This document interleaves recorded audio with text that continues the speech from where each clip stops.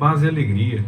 A porção de hoje, recomendada para a leitura da Bíblia em um ano no plano sequencial, é 1 Coríntios do capítulo 10 ao capítulo 13. Essa primeira carta de Paulo aos Coríntios revela alguns problemas culturais, tanto gregos como judaicos, bem típicos dos dias de Paulo, incluindo a grande imoralidade sexual, que também era realidade na cidade de Corinto. Os gregos, talvez em sua maioria, ou pelo menos pela fama, mesmo que não fosse a maioria, mas era a fama, pelo menos os livros nos mostram muito disso, eles eram conhecidos por sua idolatria, filosofias divisórias, espírito de litígio até, e rejeição da ressurreição física. Corinto era uma das cidades comerciais mais importantes da época e controlava grande parte das navegações entre o Oriente e o Ocidente. Ela situava-se na Grécia e a cidade era tida como infame, notadamente reconhecida por sua sensualidade e prostituição sagrada, que acontecia até mesmo no meio de cultos religiosos. A religião, os cultos tinham essa dimensão da sexualidade também, das orgias e essa coisa toda. Isso motiva boa parte da preocupação de Paulo com relação às mulheres nessa carta. Ele fala até mesmo da mulher orar, o que já não era comum dentro do judaísmo do primeiro século, pelo menos.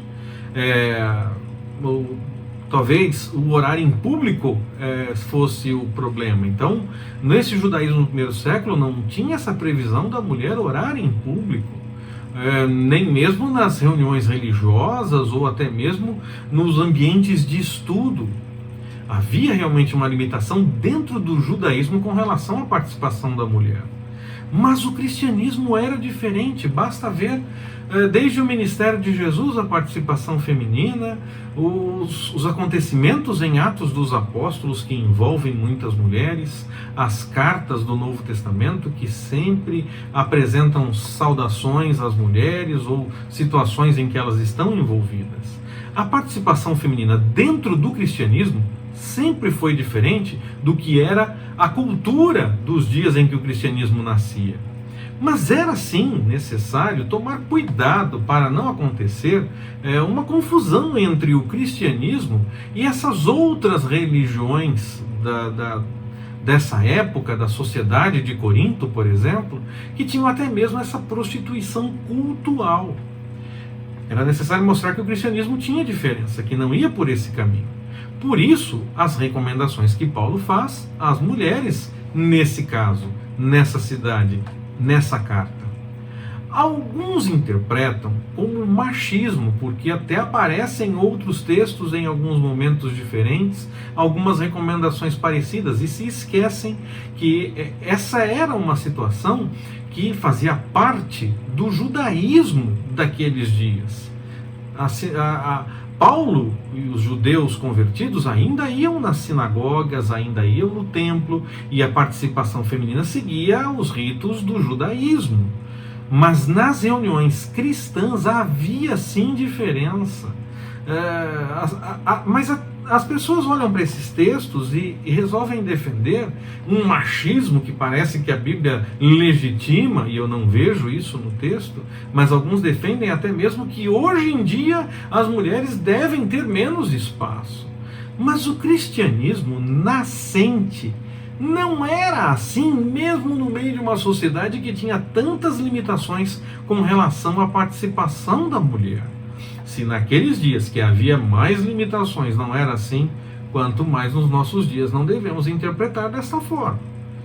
A preocupação, nesse caso, era que não houvesse uma confusão por conta da participação feminina, misturando com essas outras religiões que tinham essa questão da prostituição cultural, e também a preocupação com o fato de que os judeus ainda iam na sinagoga, ainda iam ao templo, então as mulheres deveriam estar preparadas para seguir os ritos como o judaísmo seguia nesse caso. Mas no cristianismo nascente, nós vemos no ministério de Jesus, em Atos dos Apóstolos, nas cartas do Novo Testamento, a participação feminina bem diferente de uma ideia de machismo onde a mulher só tem que ficar calada e quieta. Não pode fazer nada. É bem diferente do que alguns defendem quando pensam orientações sem levar em conta a questão cultural da época. Nas reuniões dos judeus, eu já disse um pouco sobre isso, mesmo no meio dos convertidos ao cristianismo, eles seguiam ainda os ritos do judaísmo, tanto na sinagoga como no templo. Mas nas reuniões apenas cristãs, a participação feminina era diferente desde o começo, desde o ministério de Jesus. Apenas era necessário tomar cuidado, e alguns cuidados, por conta dessa questão cultural da época. E eu não vejo a Bíblia mostrando esse machismo que alguns tentam perpetuar. Não vejo. Há sim recomendações diferentes para homens e mulheres, isso é fato. Há recomendações diferentes, mas é muito mais como cada um tendo a sua função diferente. Aproveitando, por exemplo, aquela analogia com o corpo e os seus muitos membros. Não é mera questão de machismo. Paulo faz analogias envolvendo o povo no deserto com as coisas que acontecem por conta de Jesus. E são analogias muito lindas. Fica aqui a recomendação para a leitura. Se você ainda não fez a leitura de 1 Coríntios do capítulo 10 até o capítulo 13, faça. Você vai ler no meio desse texto, algumas analogias que Paulo faz nesse sentido, falando do tempo do povo no deserto com o que aconteceu em relação a Jesus. Se você já leu e ainda não notou isso, leia novamente. Agora, procurando essas analogias. Elas são muito lindas, vale a pena parar para meditar a respeito dessas analogias. Há vários dons, há vários talentos, há vários chamados para desenvolver a obra do Senhor. É claro que a obra é a mesma, mas há vários chamados.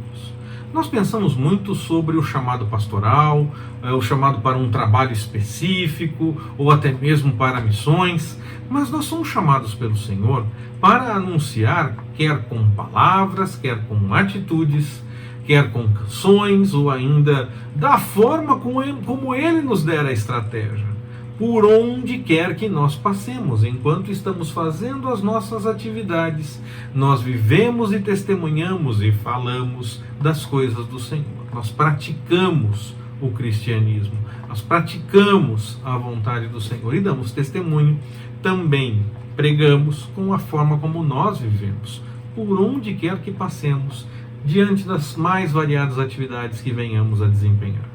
Não são apenas os pastores, os líderes ou os missionários que desfrutam dessa responsabilidade. Cada um de nós deve fazer parte desse trabalho por onde quer que for, usando a estratégia que o Senhor der, vivendo de acordo com o Evangelho, testemunhando e anunciando a verdade que o Senhor tem. Qualquer que seja o chamado específico que nós tenhamos em nossa vida.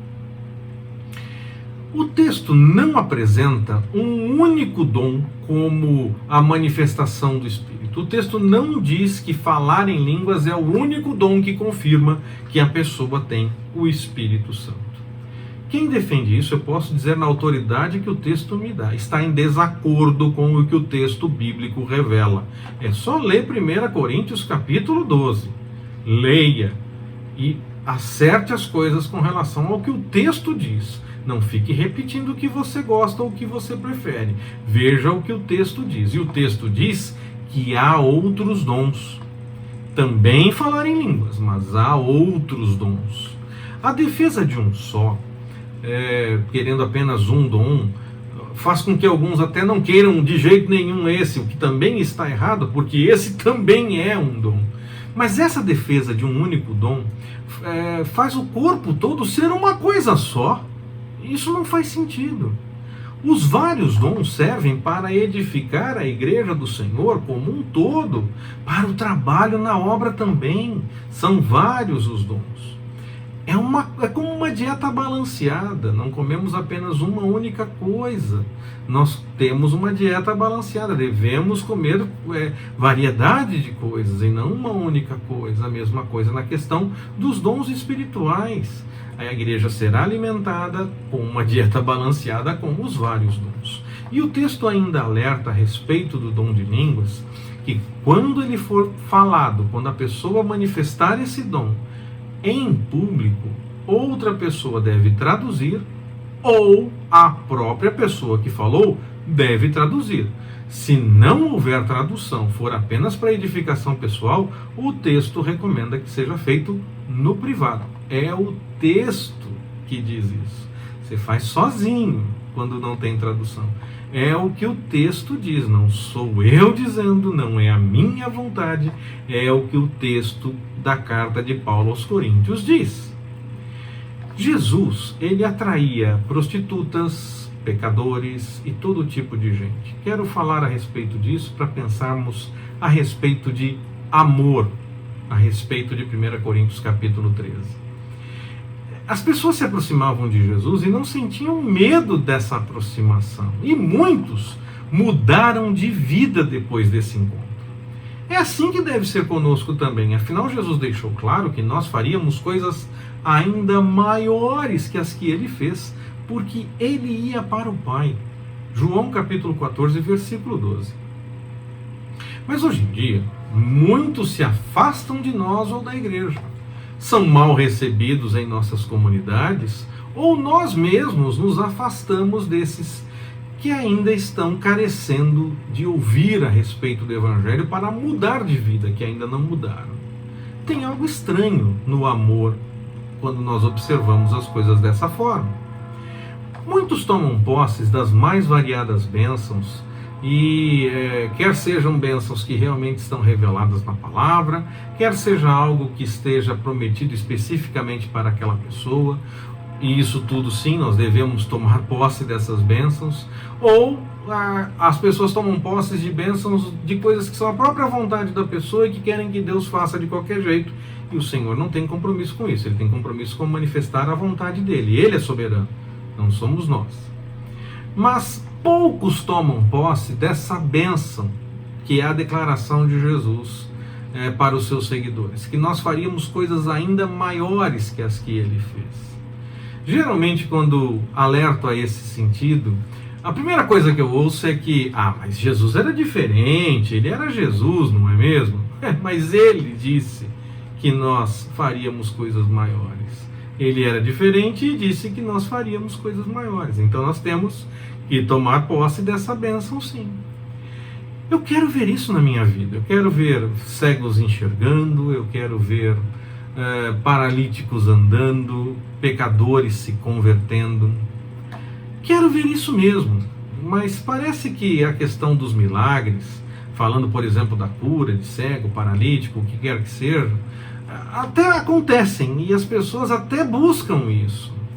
Mas quando a gente fala da conversão, às vezes se espera uma pessoa que chegue um pouquinho melhor já na comunidade, não chegue no meio da lama, com tanta sujeira no meio da sua vida, que ela já chegue um pouquinho melhor, que ela se aproxime um pouquinho melhor. E às vezes as pessoas vão se aproximar ainda vindo do meio da lama mesmo, talvez precisando de um belo banho na própria comunidade de fé, que nós ajudemos nesse banho.